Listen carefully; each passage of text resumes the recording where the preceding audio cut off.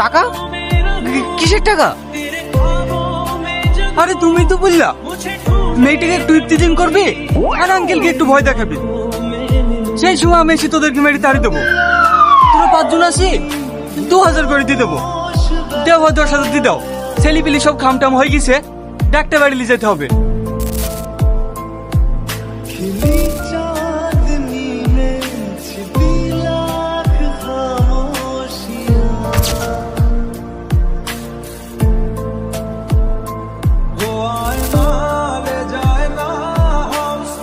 তুমি এখানে কেউ দেখেনি তো? আরে না না, কে দেখবে? তুমি তাড়াতাড়ি এখান থেকে চলে যাও। আব্বু ভীষণ রেগে আছে তোমার উপর।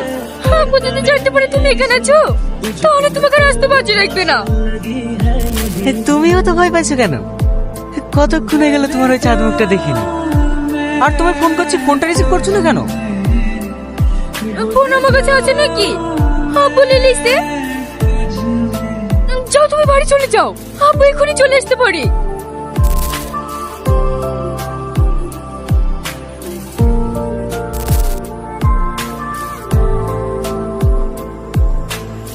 আমার কথাটা একবার শোনো।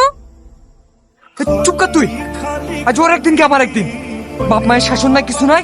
ছেলে কোথায় কি করে বেড়ায় খোঁজ রাখে না। সেলিম তুই তুই আনন্দনগরে থাকিস নাকি? হ্যাঁ, এটা তোর বাড়ি? হ্যাঁ, এই 6 মাস হলো আমার শিফট হওয়া। এত বছর তুই কোথায় ছিলি? হারিয়ে গেছিলি নাকি? তোর কত খোঁজ করেছি জানিস? তোর গ্রামের বাড়িতে তোর নানিকেও জিজ্ঞাসা করেছি।